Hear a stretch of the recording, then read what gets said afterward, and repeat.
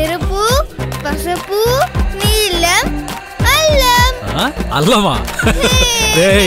ఇది ఎక్కడ నేర్చుకున్నావు నువ్వు? లక్ష్మత చెప్పింది. అవునా? లేట్ అయితే తాతయ్య కోపం వస్తుంది. పద పద.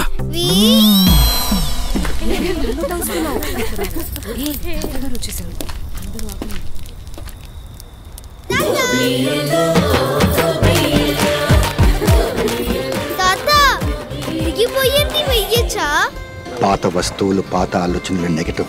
వాటిని భోగి మంటలో వేస్తే ఇంటికి మంచి వస్తాయి. వెయ్యి.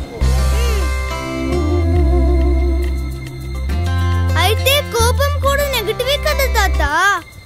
అత్త మీద కోపం ఇందులో వేస్తే ఇంటికి తిరిగొస్తుందా? కరెక్టే కదా నాన్న. అది ఎవరిని పెళ్లి చేసుకుంటే ఏంటి? ప్రేమించేగా చేసుకుంది. దాన్ని ద్వేషిస్తే మనకు కూడా ఒంటరితనమే కదా. మంచి మాటకి పండగ కన్నా మంచి రోజు ఉంటుందా? పెద్దరికం క్షమించడంలోనే కదా నాన్న. ఆ పంతాన్ని వేసే నాన్న.